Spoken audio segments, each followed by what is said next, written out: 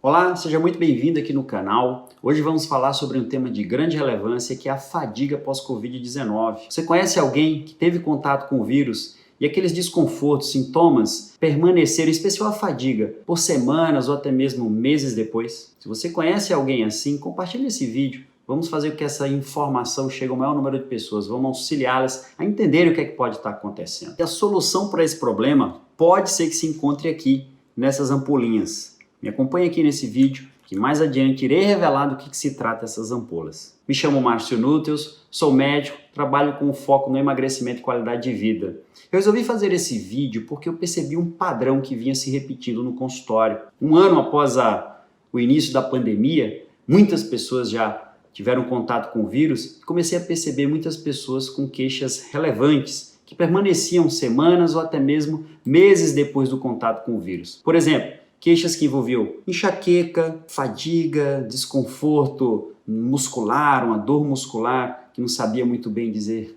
do que era, uma dificuldade com raciocínio, né? Não estava mais naquela velocidade com que era antes. Então essas pessoas tinham dificuldades de voltar para suas atividades laborais. Eu comecei a pesquisar para entender um pouquinho sobre o que estava acontecendo. E eu percebi que isso pode comprometer cerca de 10% das pessoas que têm contato com o vírus. Tem estudos mostrando que, inclusive, isso pode chegar a 35% das pessoas, ou seja, apenas em torno de 65% das pessoas que tiveram contato com o vírus parecem que em torno de 14 dias voltam às suas atividades laborais normalmente. Então, boa parte aí fica ainda com persistência desses desconfortos. Me aprofundando mais, cheguei ao quadro de encefalopatia miálgica. Tem muito estudo associando esse quadro de síndrome de fadiga crônica pós-Covid com o quadro chamado de encefalopatia miálgica. Esse quadro é um quadro que nós já sabemos, ele já existe, tem muita evidência científica falando sobre isso aí, porque já tivemos essa síndrome de fadiga crônica ou encefalopatia miálgica acontecendo pós algum quadro viral, por outras doenças virais que já aconteceram no passado, que estão aí comprometendo a saúde de algumas pessoas. E agora, como a gente tem muitas pessoas tendo o quadro viral por coronavírus, não? Algumas pessoas estão manifestando, portanto, alguns estudos atribuindo a esse quadro clínico aí.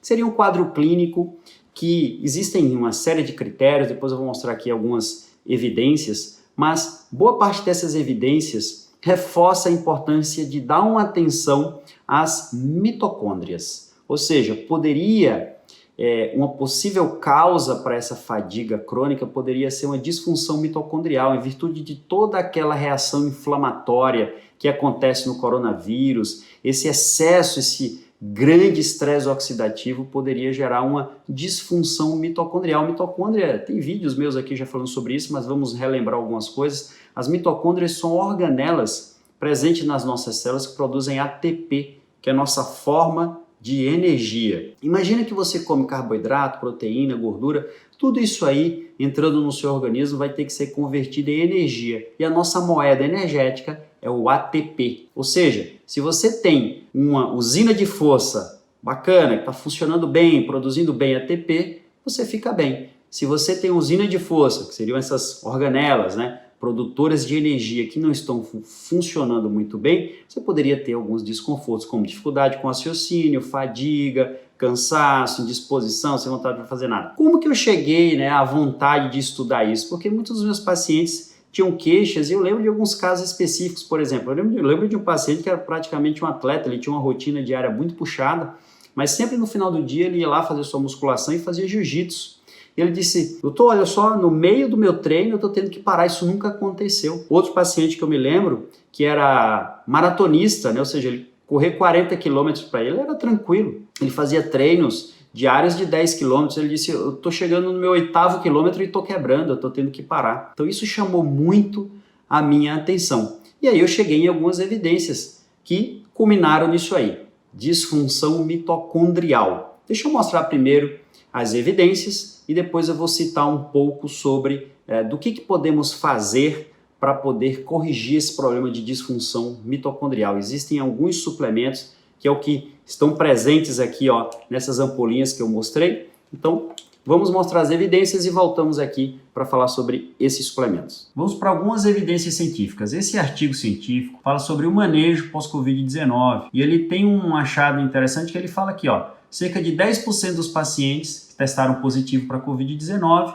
permanecem com sintomas semanas ou meses, ou até mesmo meses depois. E ele complementa aqui falando de um outro artigo científico que mostra que apenas 65% das pessoas tiveram a percepção de retornar aos seus níveis de saúde que tinham previamente, isso dentro de 14, 21 dias, antes de ter tido contato com o vírus. Ou seja, cerca de 35% das pessoas após 14, 21 dias ainda estavam queixosos. Esse outro artigo científico é um consenso internacional de critérios diagnósticos para encefalopatia miálgica. E se a gente for analisar, ele tem vários itens aqui importantes e relevantes, ele fala de uma série de fatores para os critérios diagnósticos, mas tem uma coisa aqui legal da gente mostrar que é a produção de energia, ou seja, ele fala que existe uma dificuldade na produção de energia. Quando a gente fala em produção de energia, estamos nos referindo a mitocôndrias e produção de ATP. Esse outro artigo também que avalia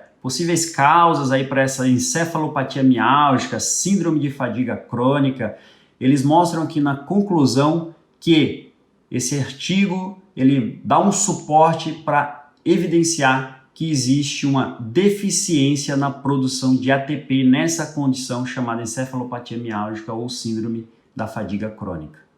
E esse artigo aqui é um artigo bem interessante que ele fala do papel da mitocôndria, do estresse oxidativo e a resposta ao uso de antioxidantes na encefalopatia miálgica ou síndrome de fadiga crônica, uma possível forma de abordarmos os pacientes com SARS-CoV-2 que tem essa persistência no sistema, nesses desconfortos, nesses sintomas, os também chamados, como eu falei previamente nesse vídeo, os long haulers, essas pessoas que persistem aí com esses desconfortos.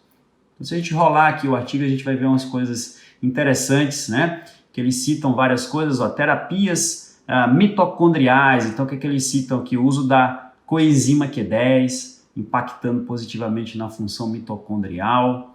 Fala de outras coisas como o uso do NAD, que também interfere na função mitocondrial, entre vários outros pontos que são citados aqui nesse artigo. Como não temos um tipo de exame muito objetivo que possamos fazer para avaliar essa função mitocondrial, não podemos chegar numa conclusão 100% categórica de que o problema dessa persistência desses desconfortos nesses pacientes seria por uma disfunção mitocondrial, mas o que tudo indica é uma parte importante desses desconfortos. Então, a primeira coisa que eu poderia dizer é o seguinte: procure um médico para fazer uma avaliação. Você pode estar com uma fadiga persistente por outras causas. Você pode estar com uma dieta inadequada, seja ela tanto do ponto de vista quantitativo, ou seja, baixa em caloria demais, ou do ponto de vista qualitativo, ou seja, carente de alguns nutrientes. Você pode ter uma carência nutricional, você pode ter uma deficiência de ferro, uma deficiência de B12, por exemplo, te gerando essa fadiga.